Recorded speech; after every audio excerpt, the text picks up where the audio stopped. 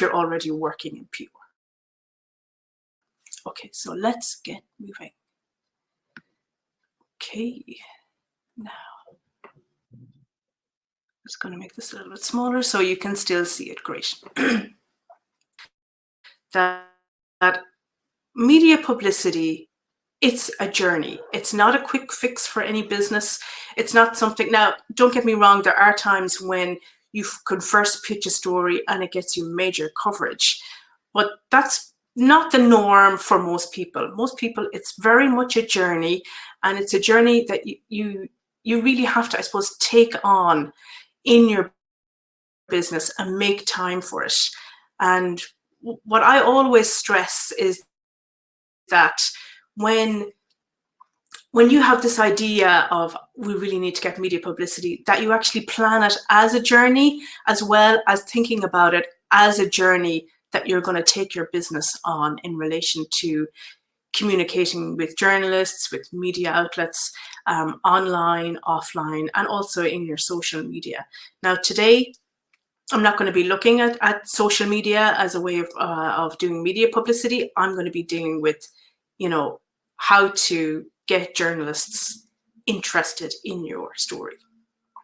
So what I try to encourage organization generation in your business, because you never know where your next story can actually come from. And sometimes it can come from really surprising places.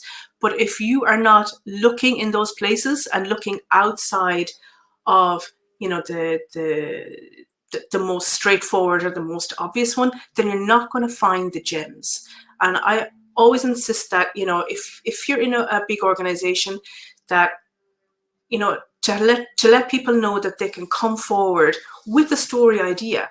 It doesn't have to be a fully fledged idea. It can be a very basic idea, but then the person in the PR department can turn this into a story or hold it for a time where it could be more appropriate, or build on it as an exclusive or whatever. Okay, so I've told you a little bit about me. I suppose one other interesting fact about me is infatuated with the news. I mean, oh my God, we had the radio on all day in our house, and it flicked between different stations, some national, some local, back to national, and it very much created an interest in me about journalism and how to become a journalist. How do you get to be this person that writes the news? So that's just too much longer. You can ask me any questions about me if you want, but let's move on. Okay, so you might already have some beliefs about PR, and I want to quickly just knock them out of the park. Like, you may be thinking, okay, look, how do I know if my story is newsworthy, or you are feeling that your story isn't newsworthy? Well, my thing to say to you in relation to that is that you are not going to know if your story is going to land or not if you don't pitch it. Some people come to me and they say, look, well, I don't think my story is newsworthy. And they show me the story, we work on it, we get the basics together, and then we get the nice gems, the quotes, the headlines, and then we go and pitch it. And you will then find out over a process of time, sometimes through tweaking the story a couple of times, you will find out, okay, this is, it is a newsworthy story, but you will never know whether it is or it isn't if you don't actually go to pitch it. You may think that journalists are hard to reach. This is totally not true. I mean, you can, before when I started in social media and when I wanted to break into journalism, I had to use the old-fashioned phone that was stuck on the wall to contact news desks to pitch stories, because I needed to build up a bank of stories in order to apply for jobs. So back in the old days, pre-social media, I couldn't tweet to a journalist. I couldn't send them a message online. I couldn't follow them on Instagram for a while to see what kind of stuff they like. So journalists nowadays are not hard to reach, but it's how you go about reaching them. I don't encourage you to email them on social media with your very first pitch. I always try and encourage you to follow them for a little while first, and go to the outlet that they work on. Go and see what they actually write about. Because as basic as this fact is, when I sat in newsrooms, the amount of pitches that I used to get that were not related to what I did is astounding.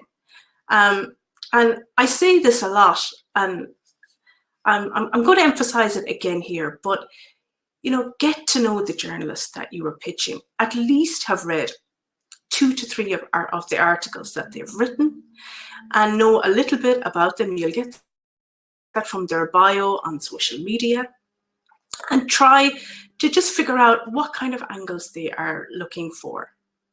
Now, I'm going to go into that a little bit more later when I go into the 5 pure essentials, so stick with me. I don't know how to write a news story. It actually isn't up to you to write the actual news story that's going to make it into the publication. What you have to do is pitch your best story. Yes, you have to write it in a way that is attractive to the journalist, and I'm going to give you tips about that. But at the end of the day, what you send in, and I suppose you've got to be happy with everything that you put into your press release or your pitch email. But what you have to realize is that the story that you're going to send in may actually not be the same one that gets published, because it isn't you at the end of the day that is going to be writing it. And another little tip that I want to add in here is that if you are starting, I always encourage people to start local. This is the easiest place for you to start. And by starting local and getting some clippings there, when you go to pitch a national newspaper, they will be more interested in you, because they will have seen the local outlets that you've been featured in. And local journalists and national journalists talk to each other all the time. And a local journalist will instantly know if your story is one that the nationals should know about. So don't rule out starting local and building up a really strong relationship with the local journalist, because that local journalist one day could be a national journalist. And I have worked with clients who have worked with a local journalist for 5-6 years and have pitched them various stories over that time period, and then they go to the Irish Independent, the Daily Telegraph, and they're like, I have a connection. And keep the connection. If you build a good relationship with the journalist, nurture it. Don't pester them. Nurture it with good stories and good content. Okay, now I want to just see if we have any questions or anything so far, because I know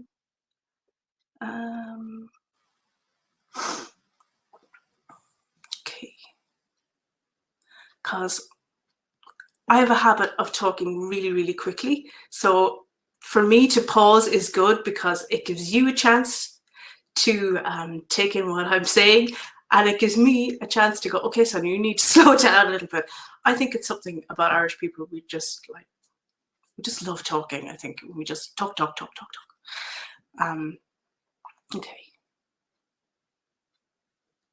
Okay, so I always look at stories in relation to the feeling or the type of impression it's going to make on a journalist. Now, you have to realize that the journalist is getting, in a local outlet, they could be getting up to 100 emails per day.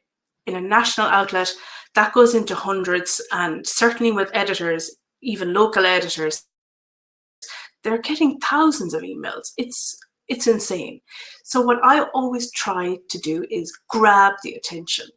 And if you are starting off, grabbing the attention is so important. And these are different, I suppose, ways I want you to think about grabbing attention. Don't always think about the story. What's yes, the story is very important, but try and think about it and add another little layer onto that. So recently, to give you an example, recently I saw a tweet from a guy. He announced he had a new position as the arts as an arts journalist in the Sunday Times Irish version. Now, he'll obviously always also do stories for the English version.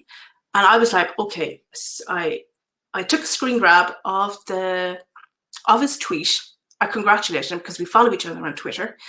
And I thought, okay, the next day I'm going to send him an introduction email, because we hadn't talked via email before, and I'm actually working with a client who has a visual arts project, so I kind of had that in mind. But I call it the aperitif delight. Like, he has started a new job, and I remember when I moved from newspaper to newspaper, when you land in a new newsroom, you're the new person, and you've been hired to do a certain thing, and you've been hired to bring new ideas, a new flavor to the newsroom. So he is going to be sitting there, okay, not maybe in the newsroom, but at home, and he's going to be looking for stories. He is going to want, and I'm going to go into further on, but an aperitif delight. Hi, welcome to your new job. Talk a little bit about any articles that you've got printed in that outlet before. And then I gave him a little bit of a description about me, but I did not pitch the story. This is just, I am here. I'm delighted that you've got this new job. I want to build a relationship with him first. I don't want him to think, oh, I saw his tweet and I'm going to be straight in there and I'm going to pitch a story. You have to kind of build a relationship first. And when you see tweets like this, or you see someone putting up a tweet or a post about, they're looking for, or they've started a new job, or they're moving to a new position, it is a good idea to send an introductory email. But just make it an introductory email. You can put a couple of links into your business at the end, but keep it short, keep it sweet. Other things I like you to think about is, if you have a story and the person that you've interviewed for the story, or the client you've interviewed for the story, they have a catchphrase that they use all the time, or they have a phrase that keeps coming up and up and up. I encourage you to use this as a PowerPoint sentence. If this can be used in a headline, put it in your headline. If it can be used in the subject line of your email, put it in there. But make sure that it is something that can be understood on a first or second reading. You don't want the journalist sitting there going, this is totally confusing. But if you have a catchphrase that they can see being used in a headline, or in a sub-headline, which is the headline that kind of goes underneath a main headline to explain the main headline, certainly use it. And by using it as a headline, you're actually planting a little seed in the journalist's mind. And they're saying, actually, maybe this is the headline. Maybe I don't need to work on the headline. This could actually work as a headline. And then when that story gets edited by a sub-editor, and then when the editor gets the final say, they might keep that as the headline because it works. And by putting it in their mind, especially nowadays when they're getting so many emails, you want to help them as much as possible. So by planting little seeds, that always helps.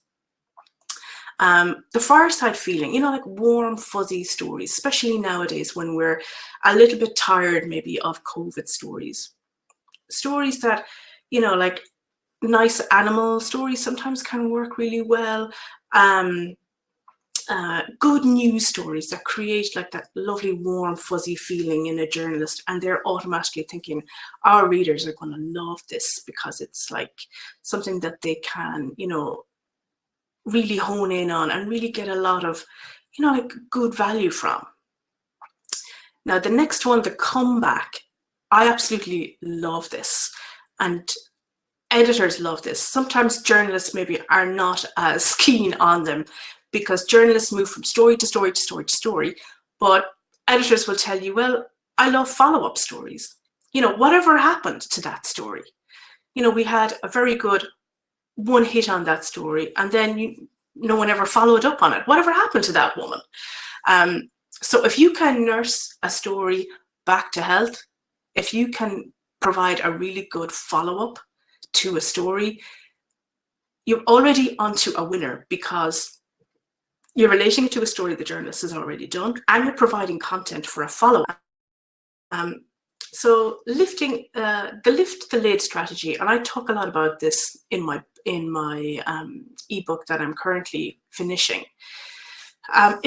If you have someone who has a really good personal story to tell, or they have an event coming up, but they really want to tell the story behind the event and how they got to this point, these can be really powerful stories. And sometimes these are good as guest posts, but they're also really good as stories, in-depth interviews written by a journalist. And these are really good ones to pitch, especially nowadays with journalists looking for stories, about how people are coping, what other things are people doing to either rescue their business or rescue their mental health in the current times that we're living in. And the final one that I want to say is the my way stance. These are also excellent, but I'm always very cautious about these, especially if you're only starting off. Because if you have a very strong opinion on something and the journalist prints the story, I want you to be in a good position, to deal with any backlash that you might get from that, both online in particular. And sometimes people feel that they are ready to take on any backlash, especially if your opinion is really strong and goes against the current news story in that area. Just be wary, but it is a very good strategy if you are interested in finding stories that go against it, and if you can stand over what you say, and if there is meat to it, because a journalist will instantly know whether you are just going against it for the sake of going against it, if you get my drift. Okay, so I'm just going to go through things before I go into the 5 pure essentials, and I am conscious of the time, so I want to get into them. You already have or know that you need a newsworthy story, good grammar and spelling. Now, just a little thing on that. If your grammar and spelling isn't, say, A++, it doesn't actually matter too much, but definitely have it in some, have it in a way that is readable at least, because a journalist will spot in it, where the story is, and the good grammar and spelling will be put to the side if the story is amazing, because they will come and interview you or the person involved, and they'll write the story themselves. The right journalist to contact. You don't want to send out blanket emails to loads and loads of journalists. Build relationships with 3 to 5 to start, and build them slowly. As I say, this is a journey. This is not a quick, this is not a very quick win or a very quick fix, if you want to put it that way. So you have the who, what, where, when, how elements in your story. If they apply, sometimes they don't all apply. Most important information at the top. Journalists, especially nowadays, don't want to have to search for the story. Don't have them searching for the story. Give it to them, bam. Literally, it is there in front of them. They don't have to work hard to find it. So whether you're sending a press release or a pitch email, press releases, I read a survey by Cision Media recently, And I think it said over 30%, or was it 40? I think it might be in 36%, if I remember correctly, of them stated that they still like to get press releases. And pitch emails are still also very popular. And I would particularly be encouraging you to send those to TV outlets, TV journalists, because they need the information ASAP, and they won't have time to read a press release, unfortunately, but they will have time to read a pitch email. If they're standing outside a government building, or if they're waiting on interviewing someone, they will be checking their emails on their phone, and pitch emails work a lot better for them. And also, actually, radio journalists also, I think, would prefer a pitch email also, because they're in the same scenario. They're on site, they're on location, and they're also checking their emails constantly on their phone, because they're all also waiting for other emails to come in to help them with other stories that they're working on. And just to also know that your story can get changed.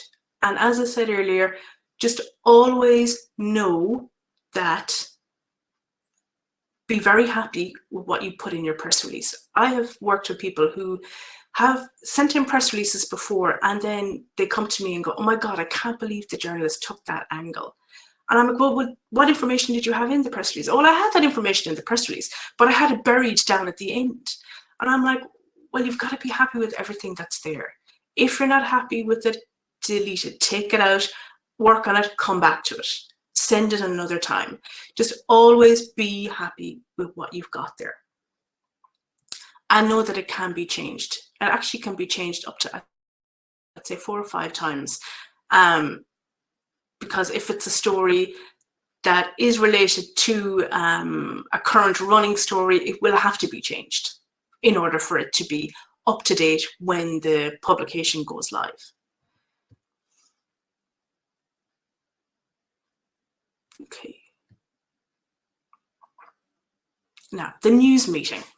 I have sat in a lot of news meetings over my career, and they never get any easier on the journalist. The journalist, editors, they're an essential everyday part of life for a journalist. The journalist would love to be anywhere except the news meeting, especially if a lot of their stories are underdeveloped or are not going to work out for whatever reason. So I just want to give you a little bit of an insight into what news meetings are like for journalists. And it's normally a case of, you know, everyone convenes in the newsroom, and you'll have editors and sub-editors, photo editors. Sometimes the CEO might pop in, especially if a major story is breaking. They will want to know what's happening also. As they might want to be in on it and get it firsthand and see what the journalists are working on, what angles they have. So it's a high pressured meeting, and journalists are going to need things from you as the person pitching the story in order for them to now go and pitch stories to their editor. So it kind of works. It's like as I say, it's a journey almost to get your story to the publication, to get it onto the page. So in the news meeting, like say, priorities are talked about. And major priorities especially on deadline day are, okay, the front cover. If there's a supplement that has yet to have a cover on it because maybe they're waiting on various elements, waiting on a photo shoot that might have happened over the weekend, stories for early in the paper, and stories at the back, the sports.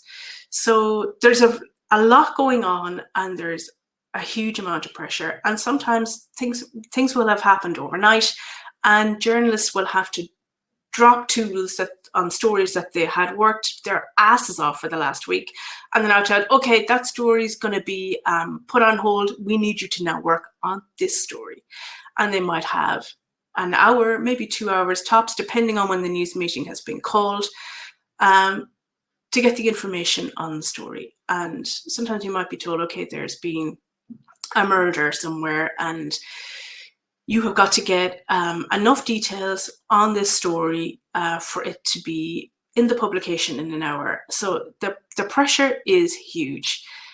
So I just kind of want to give you a little sense. Sometimes people send in stories to journalists and then they're wondering, what happened?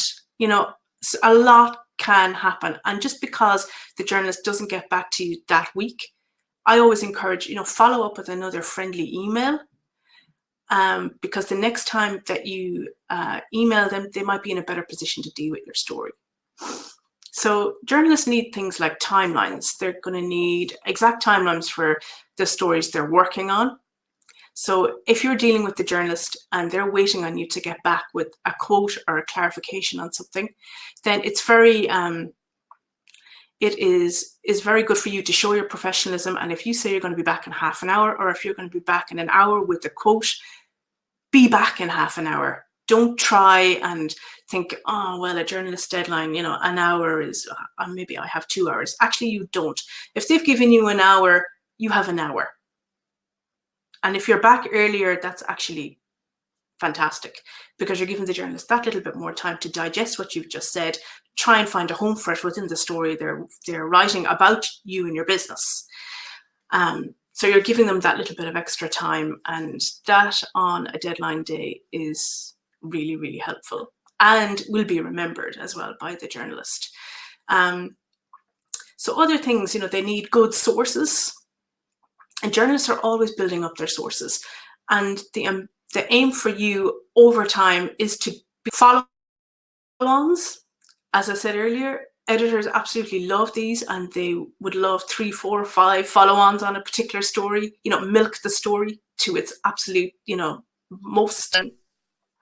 And photo ideas.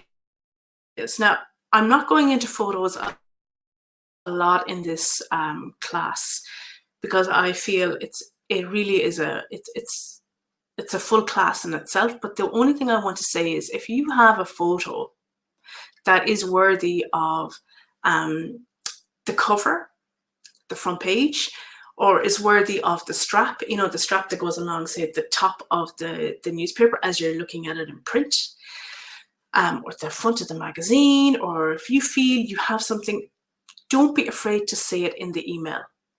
Now, I think you might be interested in, and it may make an option for you to consider for the cover. And that actually encourages the journalist to go and look at your photo. It's going to be, okay, does anyone have a photo that we can consider for the front page this week? And there's normally, you know, like 10, then depending on the actual structure of the page. Now, I'm thinking physically here as well as online. You know, they might need portrait, they might need landscape. So there's going to be a lot of options they're going to have to be put on the table to look at. And the page will be designed and redesigned and redesigned and redesigned, like a lot of times, in order for it to look well. So don't be afraid to say, look, I think you might want to consider this one. And you're planting the seed again in their mind. Oh my God, I might mention that in the news meeting. Well, actually, I will mention that in the news meeting, because I know I'm going to get asked if I have any photos, or if I have got any of the photographers to take any interesting photos. That could be an option. And quotes that can be highlighted also, that reflect the current news cycle. A little bit more on quotes later. I just want you to know, and to kind of get some little bit of an understanding about the pressure that journalists are under. And to remember also that journalists are now working so much on COVID, even journalists that would never have covered any health story is at the moment. As I said, there is a little bit of fatigue amongst journalists and even readers at this point about COVID. But now with the vaccine coming, you know, people are getting more interested again in it. But just to understand that the pressure is enormous. Okay, so the 5 PR essentials. Okay, can you see my slide? Yes. Now, This is the first one, and I'm not sure if many of you have watched Bridgerton. Now, I have watched it, and I'm actually going to watch it a second time. But Bridgerton made massive headlines when it was launched. Just, was it New Year's Day? I think it was launched on Netflix. And Netflix are releasing a lot of new content this year. And I always encourage clients to, when you're watching a show, any show, to have a pen and paper with you, just to jot down any idea that you might think you might be able to pitch in relation to. So the Netflix effect, journalists, I'm not talking just entertainment journalists, news journalists are looking at any trends that are emerging from Netflix, because right now, this is where people are. This is what people are watching. So if you even Google Bridgerton and look under like news stories, it's phenomenal, the amount of news stories that have been there. And it's only out about a couple of weeks. And when you go to look at anything on Netflix, and even for your online content, referencing something that is in the news right now makes your story more newsworthy, even if your own story might not be as newsworthy as you'd like it to be. But by linking it into something that is, you're already kind of giving it a much needed boost. So look for angles that you can relate to. I don't know if you've watched Bridgerton, but or if you don't fancy watching it, of course, that's fine too. But I'm just using it as an example, of a really recent example of something that just absolutely blew up in the press, and there's still a lot of stories about it. So I encourage you to even watch the trailer for it. I think you can get it on YouTube. So basically look for angles, because journalists are looking at Netflix for angles also. And it's definitely worth looking into. And as I say, always have your pen and paper ready when you're watching any show, especially, if you're interested in pitching to lifestyle shows or morning shows or evening shows. Just when you go to watch them, and I encourage you to watch them before you pitch to them, just make notes on what you see and what the structure of the show is like. Okay, so now I want to talk a little bit about what we call is newsjacking, which is using a story that's already out there and positioning yourself as close as possible to that story and being a follow-on. As I say, so many good stories are one-hit wonders, and even readers will often ask journalists, well, whatever happened, to that story? I never heard, how that woman got on. And as I said earlier, editors are always looking for these, because they want to keep, if they're looking at stats and there is a story that has had huge traction online, they want a follow-up, and they will get the journalist to literally concentrate only on getting a follow-up for that story. And if you're pitching in and you are keeping an eye on what the publication is doing, and you see, oh God, they're really writing a lot of stories about this, or, maybe I can pitch them a follow-on story to this, then, as I say, you're already giving yourself a really, really good chance. But you may have to step outside your comfort zone in order to position yourself as a good follow-up story. So be open to suggestions from journalists in relation to this. They might be interested in working with you, but you have got to think about where this follow-up will actually position you and your business. You don't want to be getting featured in a major publication on an angle that makes you uncomfortable, or that doesn't align with your priorities and with what you feel in your heart is right for you. And I always encourage you to go with your gut. If a journalist is coming to you and you've emailed them and they are really interested in doing a follow-up with you, but something about it just makes you uncomfortable, be honest and say, you know what, this isn't for me this time. And a journalist will really appreciate that, rather than dragging them along, and saying, okay, maybe I'll do it, maybe I won't. Oh God, this person's from a major publication, I can't let them down. No, don't think like that. If you're uncomfortable about it, say it. They'll get someone else to do the story. You're actually making your relationship stronger by saying no. Because I have worked with people, and I'm talking about when I was a journalist, and people come to me and they say, oh yeah, Sandra, I'll be able to give you some good stuff for that follow-up. And then I'm contacting, and they keep putting me off and off. And as a journalist, I can't be put off more than more. So if that person had told me at the start, look, I'm not the person you need for this follow-up, I wouldn't have wasted my time. And I would have thought, okay, that person isn't the person for this story, but he might be for another story that the journalist is under pressure.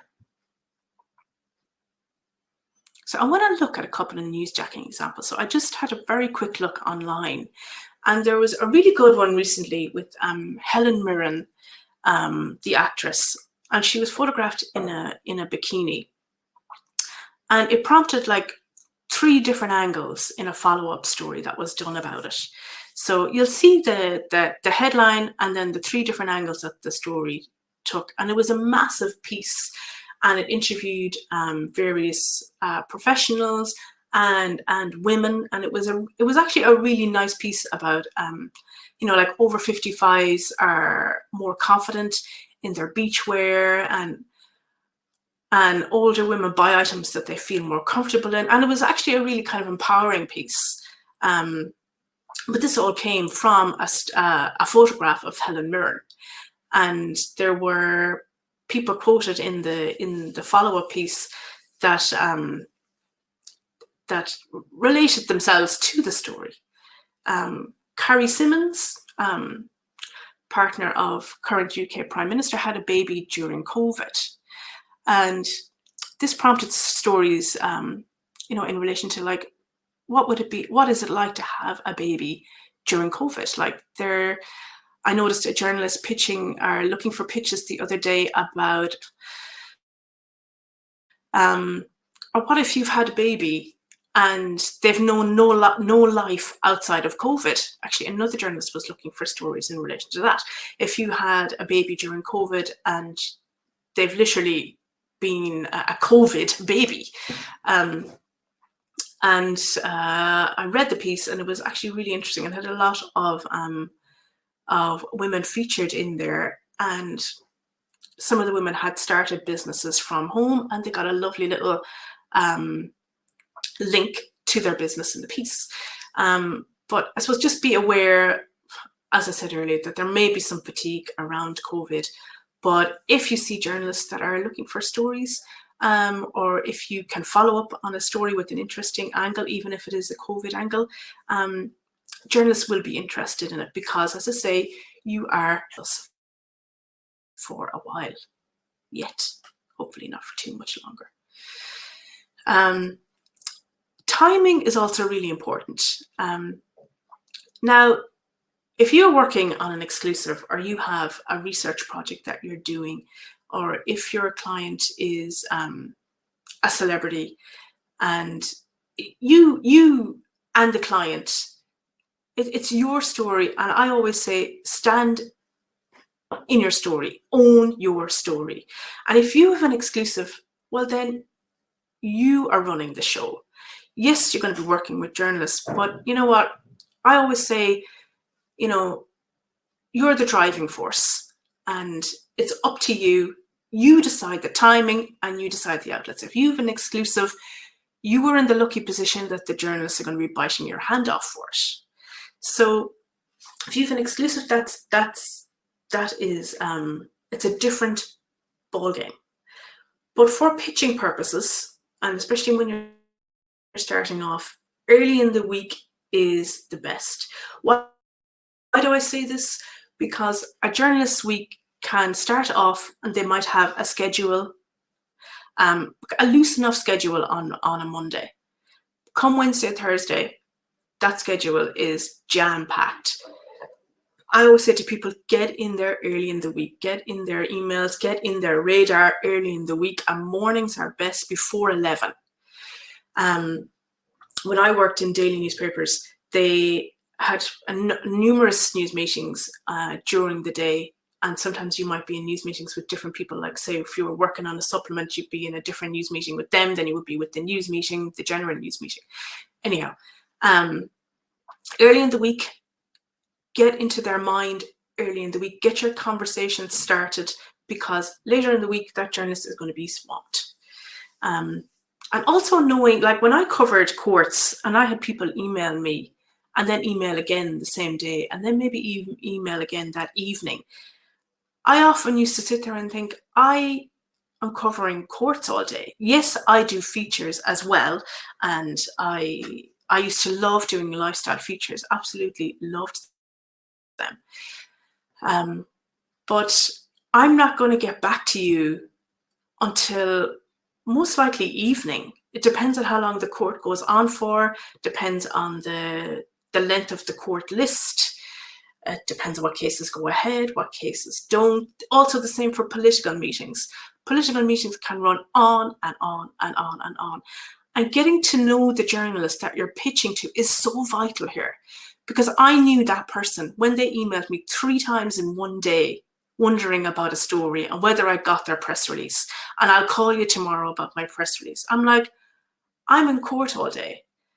I'm dealing with inquests. There was one day, and I sat in, and there was 3 suicides that day. And I came out of the courtroom, and first thing was like, okay, I'm just going to sit in my car. I'm going to take a breather. Some of the details are pretty horrific that you can hear in courts and inquests.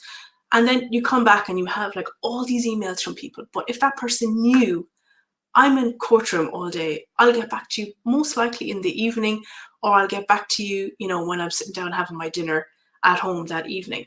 Just get to know what they cover a little bit so you don't look like you don't know what you're doing. Because the journalist will know. And I knew that person didn't know that I did courts because they emailed and emailed and emailed. And they did ring me the next day. And I told them, I cover courts during the day. And I write the features in the court. I didn't cover courts every day, but I covered major courts. And I wasn't going to get back. So they apologized, but they knew and I did actually say to them, if you are pitching to journalists with your story, you got to get to know what else they do. Your story is not going to be the only story that they're going to be doing. So your opening is your way in, and this is really important. So when writing the subject line, that should be. So sometimes people wait and wait and wait to send the press release. They want it to be perfect. But what you use in the headline of your press release, put that in your subject line. Now, don't have it run on and on. Try, if you need to, make it a shorter version. And use what area it relates to. So for me, say it might be like a lifestyle feature, or it could be a fashion feature, or whatever. You could put like fashion and then your headline. If it's in relation to a celebrity, or if it's in relation to a new clothes line, new perfume line, or whatever. So for the opening paragraph, I want you to try to think of how it would sound like in a newspaper. If a TV reporter was about to say it on air, or if a radio presenter was about to say it.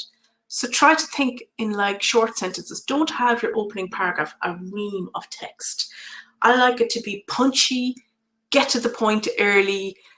If you've got a really good quote, use it in your first paragraph, or even use it in your headline if it's really, really good and you think, oh my God, the journalist is going to love this. And then as you go down the release, and some of you will already know this, so I'm not going to dwell too much on this, prioritize the information flow.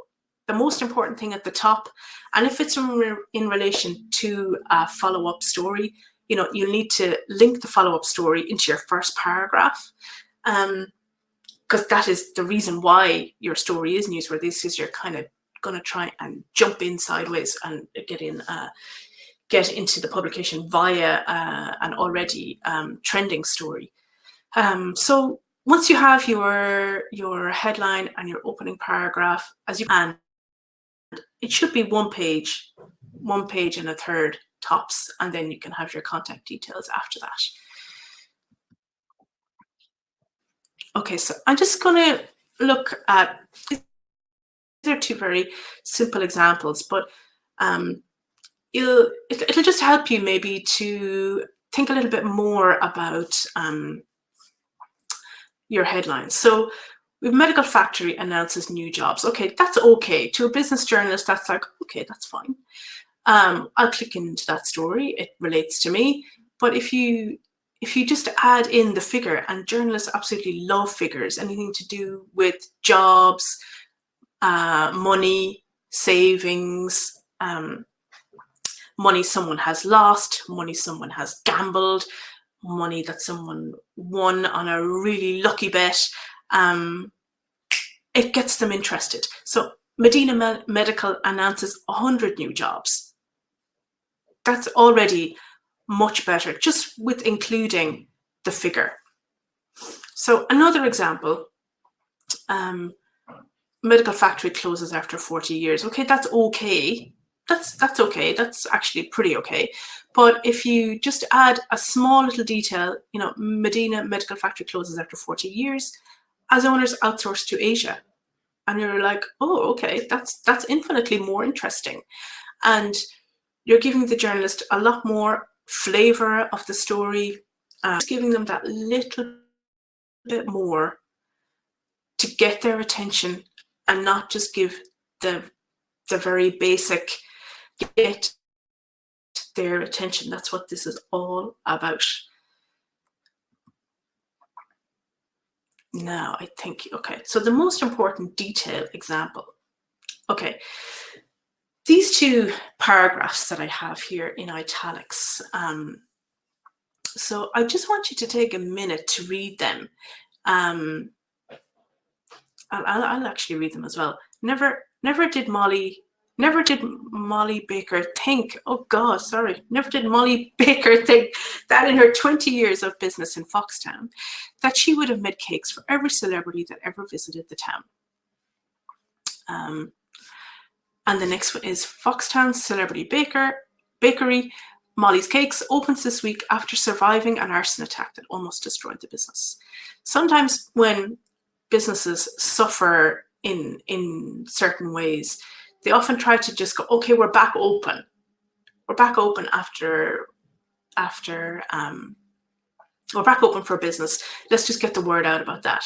But the journalist is going to want a little bit more of a flavor because they want to know, well, why did you close in the first place?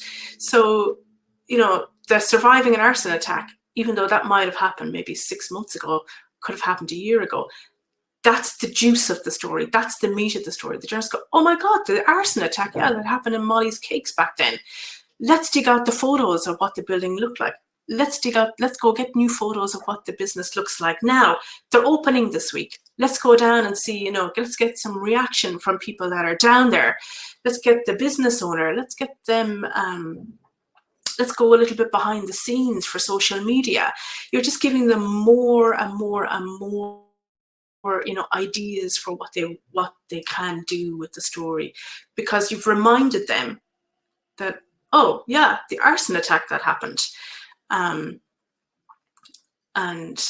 we're back open now.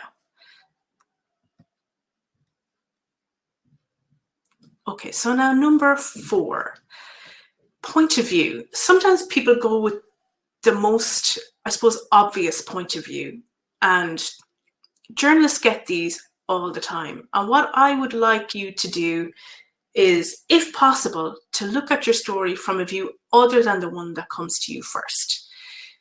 Is there another view that you can take? Let's say the view of the customer, the view of the colleague. And I have often found in businesses, certainly larger businesses that I've worked with, that they never tap into their staff for stories. And I have encouraged them to, make story generation a part of life in the business. If you're going to take media publicity seriously, you need to get people involved. So have a suggestion box for stories, and the amount of stories that they got and the amount of things that their staff were doing outside of work was just phenomenal. The charity work they were doing, and And these are all stories that that business can use. Like, you don't always have to be talking about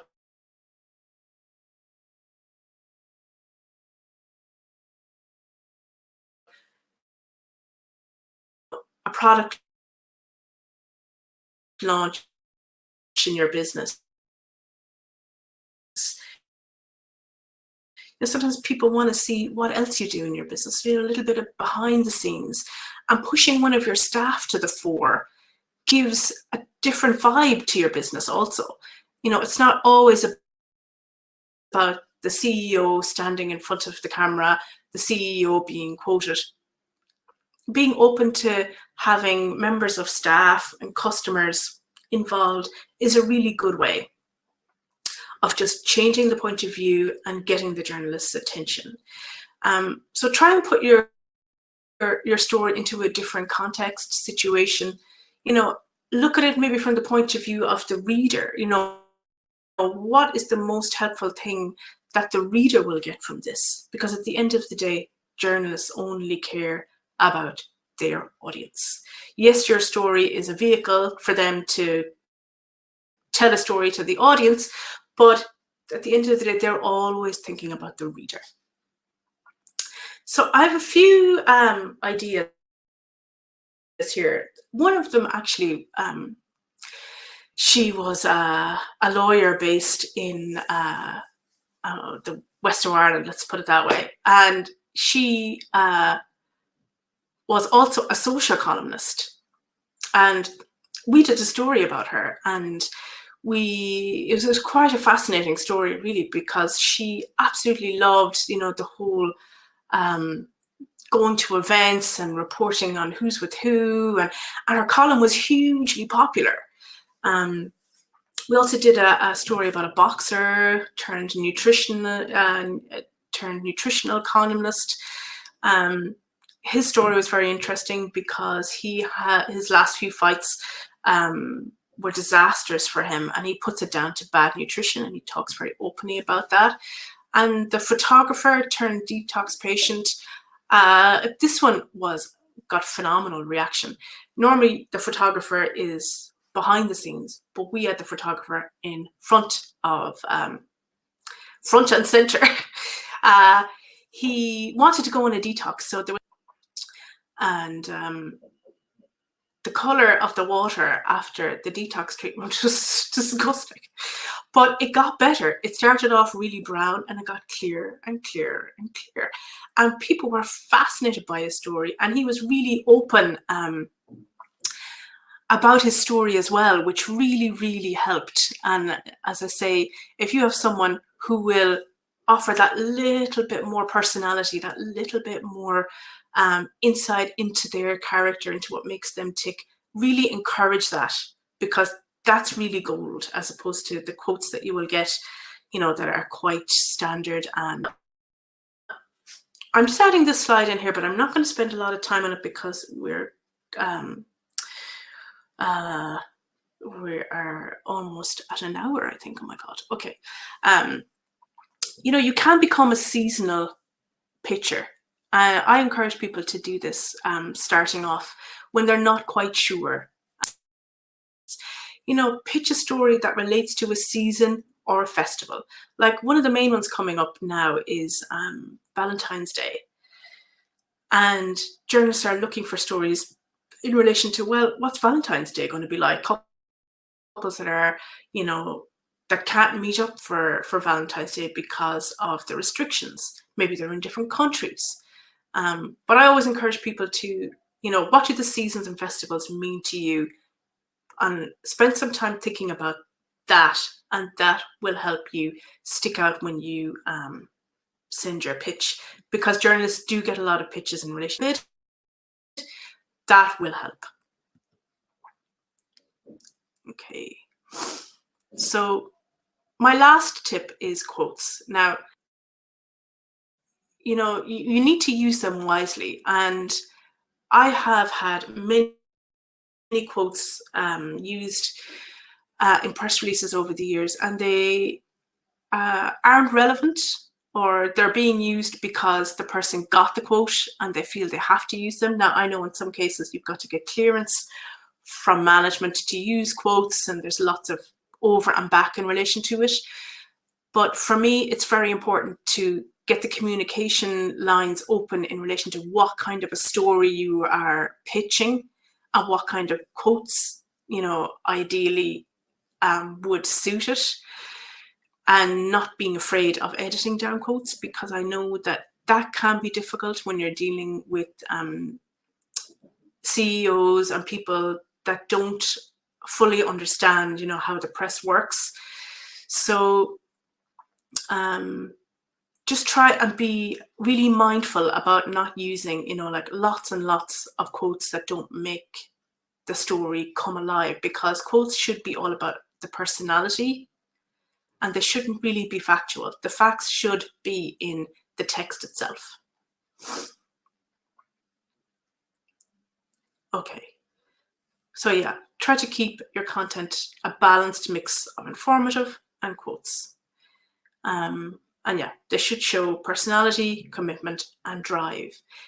And it's really important because a quote can really bring a story alive for a journalist, especially if it's one that kind of sticks out a little bit or shows personality, and it's not just same old business quote from a CEO. And I'm going to show you ones here now. This might be actually quite hard to read. So I will read out the top one. I'll read them both out actually. So Nicholson said, "It was time for this company to diversify, to suit our changing audience and to try new things. We wanted for a long time to change things around, and we are constantly researching new things and methods. Our team has worked on this new device for a long time, and today we can finally say that we made it, and we are creating new jobs to make it happen." This is just long-winded and it doesn't say anything. And it's amazing how many times journalists get quotes like this and they've got to edit them and use little bits of them here and there to try and make them worthy to be in the piece. So I have just given you an example of what it could be like, just to make it a little bit better. So CEO Ben Nicholson said, so you need his title, his first name, and his surname. Today is the culmination of 5 years of research that has been done by our team. And also, he's using language in this quote that you would use, diversify, would that be used in everyday speech? Maybe, but this product, I'm continuing on with the second quote here, this product will help save the lives of many people with this heart condition, and it would also create jobs for people who are skilled in this area. So this states the product type, the full name of the CEO, and it is short and to the point, and it's confident. Like he's saying, look, this product is going to help save lives. And the journalist might think, oh, okay, right, let's, this is an important story. Let's delve more deeper into the device technology. Let's get more quotes from this guy. Okay, so a little bit about a spokesperson. Just be careful who you choose as your spokesperson, because if your story is very strong, the spokesperson should also be very strong and be able to be the front person for the story. Be comfortable on radio, be comfortable on camera, and don't be afraid to suggest to them that maybe they need a little bit of rehearsal. And the last thing you want is to do as good a job as they can. And also to let them be aware that sometimes, there's going to be difficult questions. You may be on a panel and the conversation will go in a drastically different way. You need your spokesperson to be able to go with the flow. And that is the most important thing, I think, about doing live interviews, is to not flinch when you get asked something. Yes, you might be flinching inside and you might be thinking, oh my God, I can't believe I'm just getting asked this question. But on camera, you need to be unfazed and going with the flow. is so important. Okay, so I just want to do some final tips. I'm skipping that other slide because I don't think I need to cover it. The classifieds. Now, this is something I used to do a lot more often than I do now, but it's a really good tip, I think. If you're about to launch something and you want to do a bit of a test for your copy, I suggest you take out a classified ad. Now, don't be like, what is she talking about? Because when I started off as a journalist, and even during my career, I used to read the classifieds, all of them, because in there are gems of stories, and journalists do look here. But if you are, wondering about, you just want to test a piece of copy, put the feelers out there in relation to something, I suggest you take out a classified ad. They're inexpensive. You can take one out in your local newspaper. And if you go and look there, you will find lots of other businesses doing the same thing. Maybe not so much now, but it's definitely a good way, and you pay by the word. They're the small little ads that you see if you're the newspaper. And just test it out. I encourage you to go test it out and see exactly what you get. You can also track. Always fascinating the reaction that you can get from a simple classified ad, and you may actually get a journalist contacting you, because I used the classifieds quite a lot to get stories, especially in quiet news times like August and January. You would turn to the classifieds and you would find some feature ideas there. Also, just 2 other tips. Keep your subject lines short in your email, and don't put press release in your subject line. The main reason for this is the journalist knows you're pitching them a story, so you don't need to take up space with writing press release. But do put follow on in the subject line if it's a case that you are following on following on and to another story that they've already done. So that has been helpful, that you've gained some insights into what a journalist's life is like and what they're looking for in stories. I'm happy to have a look now and see if we have any questions. So also, for those of you that have showed up live here today, I'll be sending you on my guide to quotes. Basically, this is going to help you when you go to put quotes in your press release, and what you should and shouldn't do. And I so believe that if you can offer a journalist a catchphrase or a really good quote, that the chances of your email being read go up significantly. So there's 2 ways that you will see the button to do that in this window underneath my slides. And I am finishing my ebook at the moment, and digital course. So if you want, just put waitlist to be told about those when they are launching. The ebook most likely will be launching sometime in February, and the course shortly after that. So I'm really hopeful that that has been of help to you today. Let me just see if I'm going to stop sharing my screen. That says close video. Well, I don't want to do that. Okay, guys, anyway, everyone, I'm really hoping that that was helpful, and that you start looking, at anything that you're the Bridgerton example, to always be taking some notes in relation to angles. And if you're working with clients, that you pitch to them, look, I just watched this program. I think we should contact that journalist and give them a follow-on, because they're going to be looking for it. And I feel if we get in there quick, then we've a better chance of getting featured. And in relation to follow-ons, the quicker you can make a decision on it, the better. Sometimes people sit on doing a follow-on, but the longer you sit, the more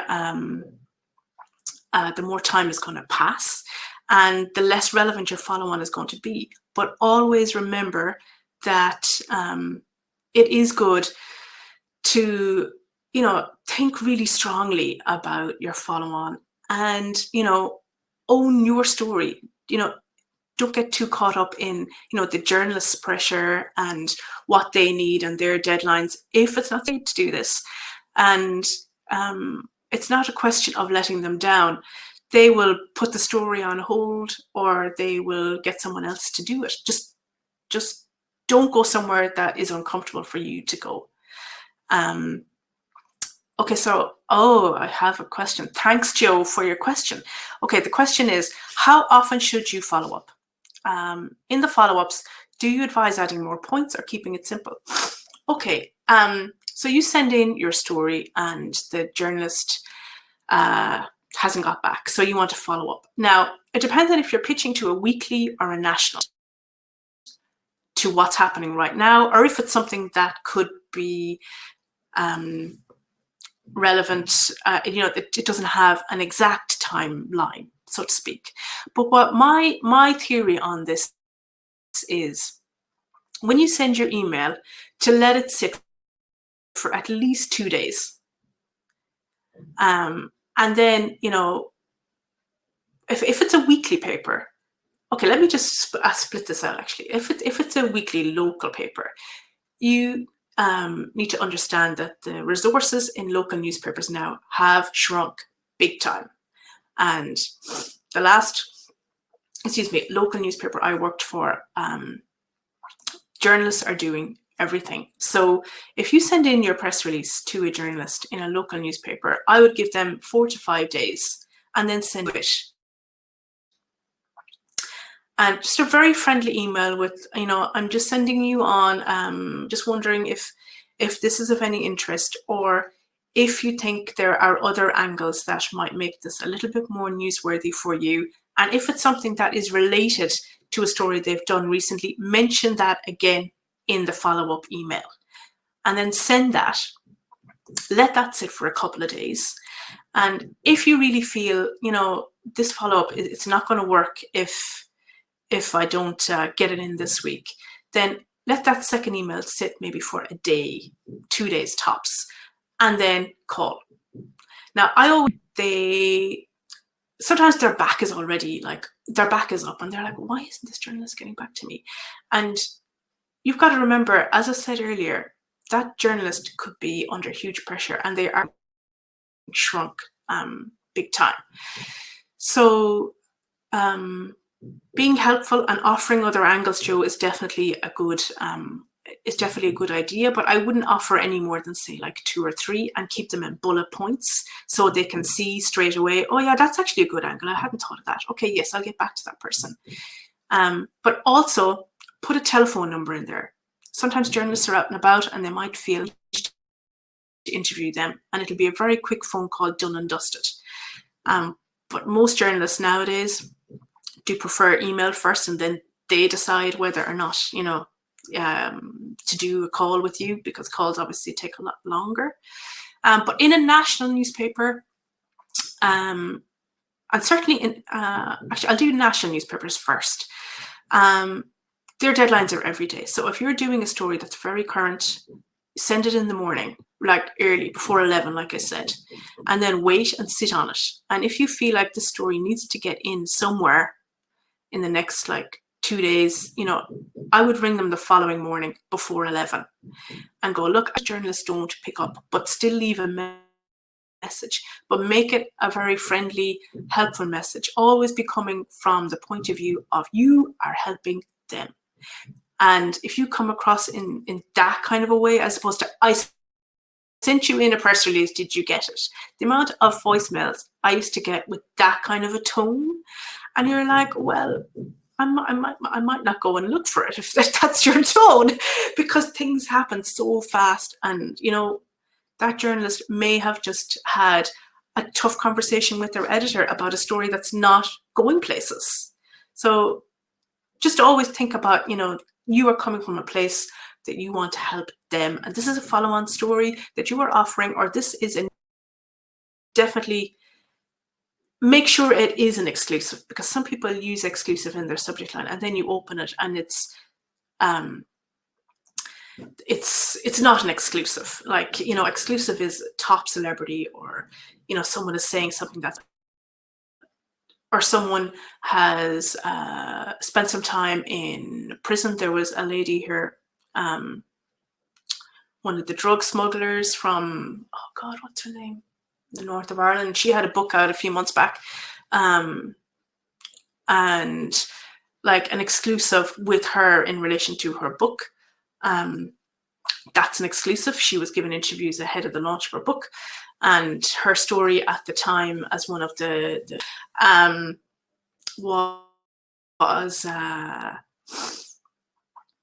was definitely an exclusive. But I always I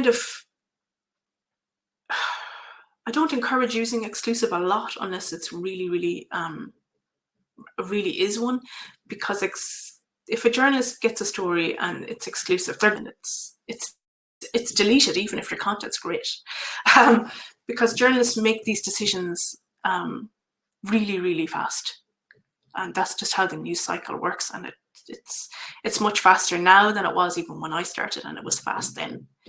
But in TV, TV journalists are it's a totally different ballgame. Don't send them a 500-word press release. Send them a pitch email, send them your contact details, and have it all in an email that they could literally read on their phone without having to scroll too much. And have your phone number on the bottom of it. TV journalists act in and if they don't get back to you, Joe, that day or the next day, then it's of no interest to them. And I would only follow up with them if you really feel like they've kind of maybe missed the boat. But with TV, it depends on the type of show, of course, again, you are pitching to. But if it's a news story that you feel could get on the news and you have a lot of stuff set up for it and ready to go, but if they don't contact you, I suggest maybe one follow-up email with the original email in the with the original email attached or visible, but keep it very, very short. They don't have time. They just do not have time. And if you do send them something and you are not ready to go, you've already burnt that bridge. If you're sending to TV, that's why when I have people and they tell me they want to go straight to TV, I'm like, hold your horses.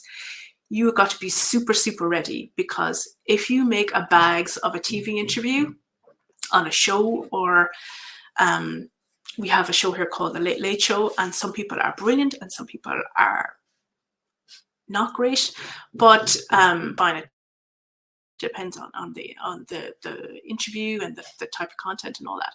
But they missed my point.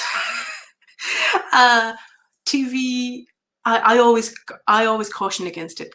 Get practice in the local scene. Get practice in local television. Get practice in local radio. Actually, I encourage people to go on local radio at least 5 to 8 times before you even consider going near a television studio. Because the more you talk about yourself, the more you talk about your story, your life. And, sometimes you will go into a radio interview and the radio interviewer will be on an off day. And this is great practice for you. Don't see this as something that's going to be negative. They're on an off day. Maybe they haven't done much research about you. Maybe they've got the wrong notes in front of them. The producer has given them the total wrong notes. They've given them the notes for tomorrow's show. And you're sitting there and they're asking you all these questions. But this is great practice for you before you go and pitch yourself for TV or any online podcasts with huge listenerships. So yeah, I always encourage people, TV is amazing, but be ready. And I mean, seriously ready. There are some interviewers, their job is to get viewers, and their job is to make you squirm, especially if your story is in any ways a little bit controversial. I think training in that scenario is vital. So let me just see what else we have. Okay, I'm just going to scroll up here a little bit first. Now I see your question, Darren, so I'll come to that in a second.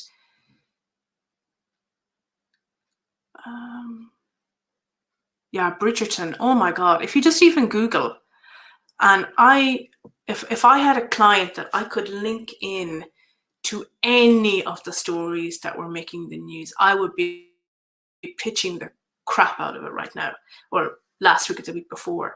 But certainly always keep an eye on it, because news journalists are craving these stories now. And Bridgerton was just one of those that really blew up. Now, Netflix are releasing a lot of new stuff this year. So just keep an eye on us. And you can sign up to their list where they actually send you on, what they're working on. And if you have a Netflix subscription, and I know some of you may not have, you can, and just keep an eye on any trends in relation to Netflix shows. But certainly it's something that I suppose because of COVID, it has become more of a thing, because people are watching these shows and they want to read about them. And oftentimes when people will watch a show, they will be on Twitter at the same time, and they'll be tweeting out their thoughts. They'll also be looking at what other journalists are saying in relation to the TV show. I know this happens a lot on major TV shows here in Ireland and in the UK. People are tweeting out their opinions. And if you are following certain journalists, you can also kind of maybe tweet to them as the show is happening, your relationship, and get more in their radar, without actually pitching. You're just having a conversation. Okay.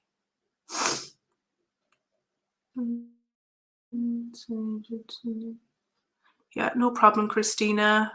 She's probably gone now. I hope it was useful. Watch Bridgerton. Bridgerton's viewers now is just going to go up. I found it very kind of easy viewing when you're trying to just get her ready for bed. I'd have it on the background or whatever, and then I was like, okay, what's happening? Come back to the episode, because there's just so much in it that I was like, oh my God, there's so many angles here. Okay. You're very welcome. Absolutely very welcome. I'm so happy that it's helpful, because that's what I'm here to do, is to try and give you some idea of, what it's like to work as a journalist, and, how they think and operate. And it's certainly, when I started, it wasn't a very easy job, but certainly now,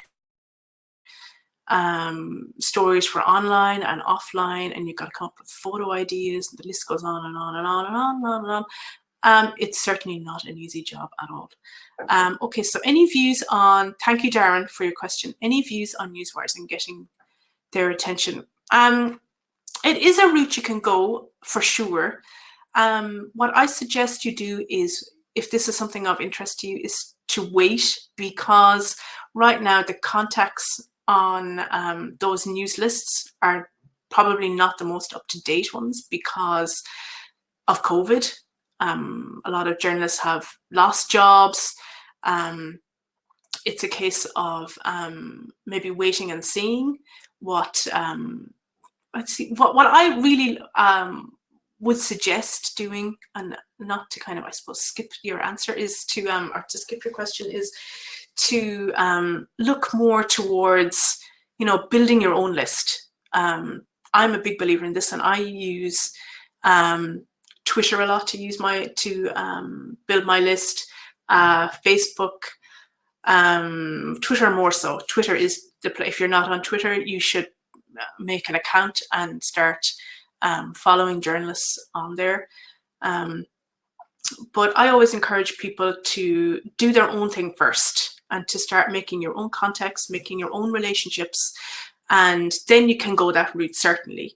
But I am always in the mindset of this is a journey that you're taking and that you and grow. So I hope that kind of answers your question. I can certainly email you, Darren, with more details because I know we're at almost an hour and a half now on this training. So I'm going to answer Joe's question now next. So do you suggest Netflix films for newsjacking? Yes, definitely. I know George Clooney's one recently received a good bit of newsjacking follow-ups. The film was an absolute disaster. I watched it and I was like, where's the story here? But there is certain elements of it that you can link into, like the little girl. Actually, I won't tell you anything about it because maybe you might want to watch it. But certainly, yes. Series more so because people are kind of watching it on a rolling basis. But yeah, films as well. And also, music is also a good one, and some song lyrics people have taken opinions on and was like, I'm not happy about this. I'm not happy about my teenager listening to these lyrics. That would be a very strong opinionated piece. Or songs are good, films are good, short stories, anything that is out there and that is generating a little bit of news coverage. But certainly, it's good to keep an eye on Netflix, and they will tell you which ones are coming up. And just be ready to. I don't suggest you sit there for hours and hours and hours watching Netflix and watch a couple episodes, like flick in and out here and there, and then try and pitch a follow-on. But if it's something like Bridgerton and you are really, really interested in putting in a very strong follow-on, you've read a little bit of the news coverage that's making news online, then I suggest you watch the whole thing, because you do not want to get caught out with giving an angle that doesn't make sense or that doesn't relate to the story that's already there. Okay, so I'm going to stop talking now, and I'm quite happy to pop back in here and answer any other questions that you may have, because I will pop back in here later on today. And thanks to those of you who are joining my waitlist. That is excellent. I have a little button here on the bottom, just down here. You can book a 15-minute PR call with me, and I can tell you more about the course. I'll also be emailing people that are on the waitlist and giving them details about what's coming up. Okay, so I just want to say a massive, massive thank you to all of you for showing up here today. And I want to send you